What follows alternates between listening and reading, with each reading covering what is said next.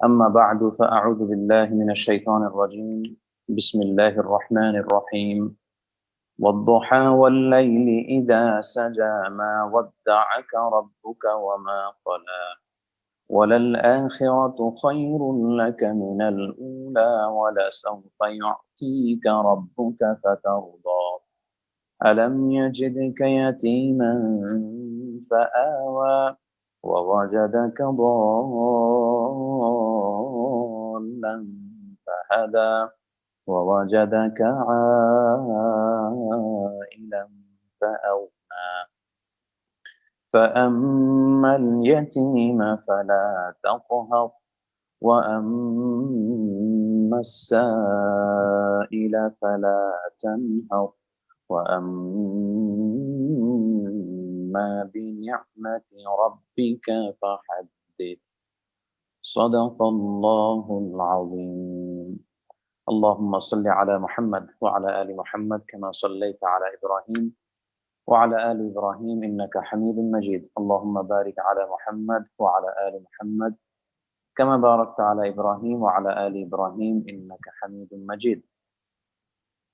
Muslim Ummah of North America মুনার আয়োজনে আজকের এই সাপ্তাহিক তাফসীরুল কোরআনের প্রোগ্রামে অনলাইনে যারা যুক্ত হয়েছেন আপনাদের সবাইকে জানাচ্ছি আন্তরিক শুভেচ্ছা এবং অভিনন্দন। পাশাপাশি মুনার দায়িত্বশীল ভাইরা যারা এই প্রোগ্রামের অ্যারেঞ্জ করেছেন তাদেরকে আন্তরিক শুভেচ্ছা এবং মোবারকবাদ জানিয়ে আজকের সাপ্তাহিক তাফসীরুল প্রোগ্রামের আলোচনা শুরু করছি। শুরুতে আমরা মহান আল্লাহ রাব্বুল ইজ্জা ওয়াল জালালের দরবারে শুকরিয়া জানাই যিনি আমাদেরকে সুস্থ রেখেছেন, সুস্থভাবে রমাদানুল মোবারক কাটিয়ে শাওয়ালে উপনীত করেছেন এবং সহি সালামতে সুস্থ রেখে আজকের পূর্ব নির্ধারিত পূর্ব ঘোষিত এই অনলাইন প্রোগ্রামটিতে যুক্ত হওয়ার তৌফিক এনায়েত করেছেন। আমরা ফরমালি আল্লাহ তাআলাকে আজকের এই অনলাইন প্রোগ্রামের শুরুতেই আমরা শুকরিয়া জ্ঞাপন করতে চাই। আমরা সবাই পড়ছি কালিমাতুশ শুকুর আলহামদুলিল্লাহ। সম্মানিত সুধী, আমি সূরাতুদ দোহা আপনাদের সামনে তেলাওয়াত করেছি। আজকে এই অনলাইন তাফসীরুল কোরআনের এই হালাকাতে এবং এই প্রোগ্রামে আমরা আজকে সূরাতুদ দোহা থেকে কিছু কথা শুনবো। সূরাতুদ দোহার মধ্যে আল্লাহ তাআলা আমাদের জন্য কি শিক্ষা রেখে দিয়েছেন, কি মেসেজ তিনি আমাদেরকে দিতে চেয়েছেন এই সূরাতুদ দোহার ভিতরে, সেই বিষয়ে আমরা আজকে জানার চেষ্টা করব ইনশাআল্লাহ। শুরুতে আমি সূরাতুদ দোহার ব্যাপারে একটা ছোট্ট ইন্ট্রো দিতে চাই এবং আশা করি যে এই সূরাটি আমাদের অনেকেরই মুখস্থ আছে। বিশেষ করে জুজে আম্মার যে ছোট ছোট সূরাগুলো আছে এই সূরাগুলো আমাদের অনেকেরই মুখস্থ এবং সূরাতুদ দোহা এমন একটি সূরা যেটা বারবার শুনতে শুনতে বারবার পঠিত সালাতে আমরা খুব বেশি পড়ি, ফলে অনেকেরই মুখস্থ।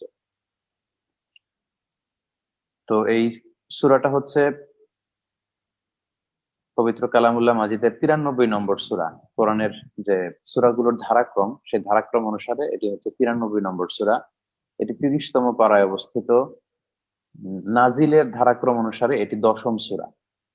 অর্থাৎ আমরা জানি যে সূরাতুল আলাকের প্রথম 5 আয়াত দিয়ে কোরআনের নাজিল শুরু হয়েছিল। তো সেই ধারাক্রম যদি আমরা ফলো করি তাহলে সেই ক্ষেত্রে এই সূরাটি হচ্ছে নাজিলের দিক থেকে 10ম সূরা। এই সূরাটিতে মোট আয়াত রয়েছে 11টি। এই 11টি আয়াতকে আমরা 4টা ভাগে 4টা সেগমেন্টে ভাগ করে নিতে পারি। প্রথম 2 আয়াতে আল্লাহ তাআলা দুটি শপথ করেছেন, 2 ওথ। তারপরের 3 আয়াতে আল্লাহ তাআলা 3টি কনফার্মেশন দিয়েছেন বিশ্বনবী সাল্লাল্লাহু আলাইহি ওয়াসাল্লামকে। তারপর 3 আয়াতে আল্লাহ তাআলা বিশ্বনবী সাল্লাল্লাহু আলাইহি ওয়াসাল্লামকে 3টি রিমাইন্ডার দিয়েছেন।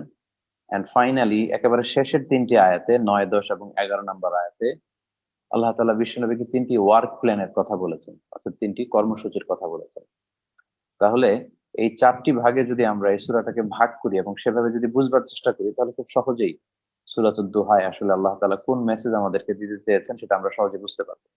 তাহলে প্রথম 2টি আয়াতে 2টি শপথ, 2 ওথ। তারপরের 3টি আয়াতে 3 কনফার্মেশন।